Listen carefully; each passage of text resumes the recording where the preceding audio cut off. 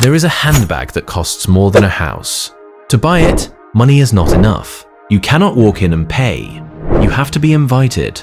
You wait months, sometimes years. And when you finally get one, it will likely be worth more the day you walk out than the day you walked in. It's called the Birkin, and the company that makes it is worth over $200 billion, making it one of the most valuable luxury houses on the planet. But here's the strange part.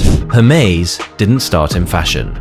Not handbags, not perfume, not silk scarves. It started with horses. Specifically, with one orphaned German boy who moved to Paris and started stitching leather harnesses for other people's carriages. He built his entire business around the horse, right at the moment in history when the horse was about to disappear forever.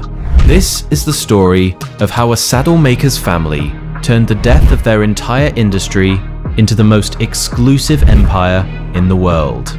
Chapter 1. The Stitch That Lasted Decades. Thierry Hermès was born in 1801 in Krefeld, in what is now Germany. His early life was marked by loss. He was orphaned young, and after the upheaval of his family, he made his way to France, apprenticing as a saddler and harness maker in Normandy. In 1837, he opened his own workshop in Paris. This was the perfect moment and place.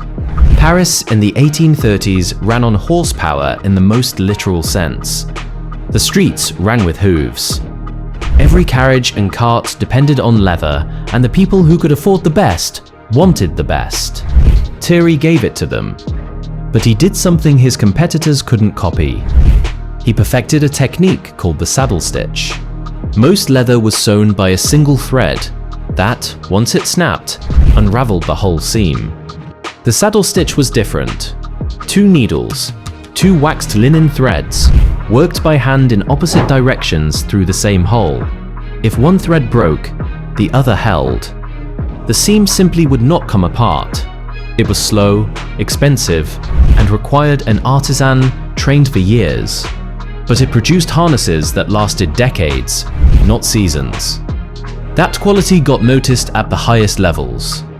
At the 1867 Exposition Universelle, Hermès won a first-class medal, and his leather goods reached European royalty, reportedly including Napoleon III, Empress Eugenie, and the Russian imperial court.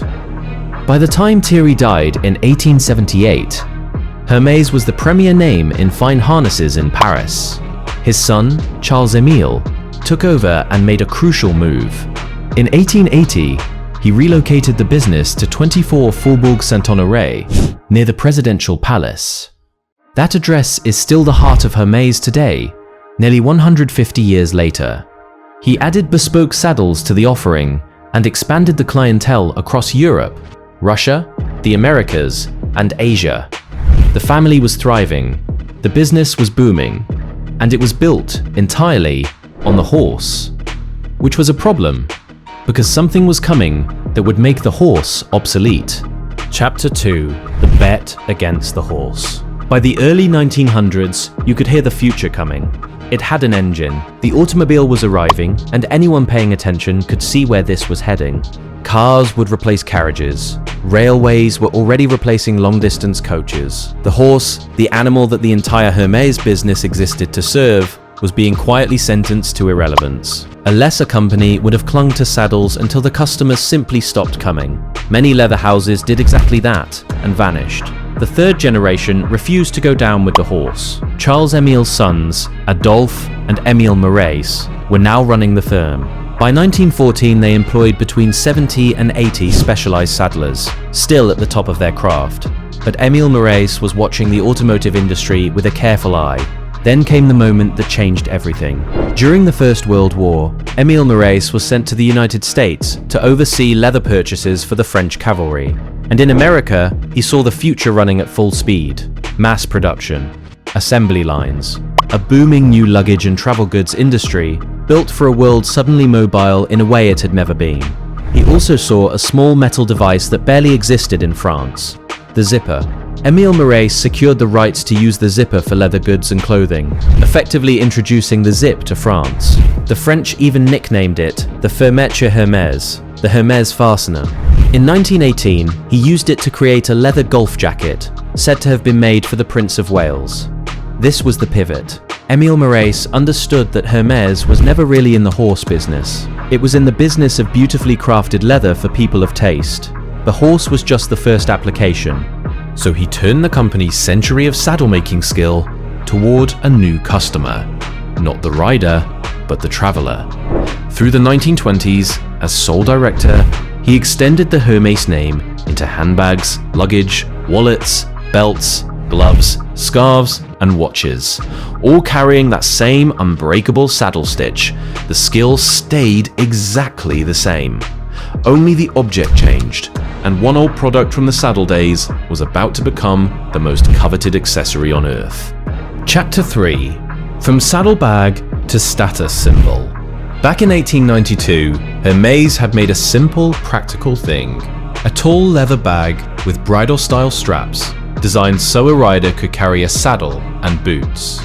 They called it the haute aquaroise. It was a tool, a saddlebag for humans. As the world moved from horse to car, that bag adapted. It became a travel satchel, and the idea behind it, an elegant leather bag for someone on the move, became the DNA of everything that followed, including the two bags that would make Hermes legendary. Then, in 1984, the defining moment.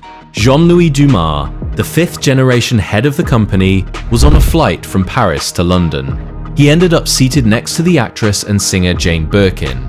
As she settled in, the contents of her overstuffed straw bag spilled everywhere. She complained that she could never find a bag that was both beautiful and practical.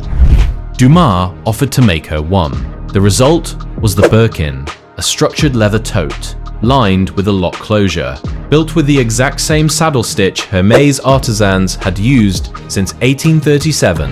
Each one is made by a single craftsman over roughly 20 hours, from dozens of individual pieces of leather. And then Hermes did the most counterintuitive thing in all of business. When demand exploded, they refused to make more. Where every other company scales up to meet demand, Hermes did the opposite. They kept production deliberately limited. The answer to a long waiting list was never more bags. It was a longer wait. Scarcity wasn't a side effect. It was the entire strategy. The result is a brand whose products appreciate like fine art, whose customers consider themselves members of the club rather than shoppers, and whose family ownership has fended off even the most aggressive takeover attempts from luxury's biggest players. The genius of Hermes was never a single product. It was a single principle passed down through 6 generations. Thierry Hermès didn't actually sell saddles. He sold the highest quality leather craftsmanship money could buy. The saddle was just the form it took in 1837. When the horse died, the family understood that the skill was the asset, not the object. They moved that skill from saddles to luggage, from luggage to handbags, from function to pure desire, and never once compromised the stitch. Most companies die when their industry disappears. Hermes was building harnesses at the exact moment the automobilium was about to erase the need for them. It should have been a death sentence. Instead, it became the foundation of a $200 billion empire, because they understood the difference between what you make and what you actually do. A saddle maker built it, and nearly 2 centuries later, that same hand-stitched seam is still holding the most exclusive empire in the world together. If you enjoyed this, subscribe and hit the bell so you never miss the untold stories behind the world's most powerful brands. And drop a comment. Which legendary company should we uncover next? Let me know below. Thanks for watching. I'll see you in the next one.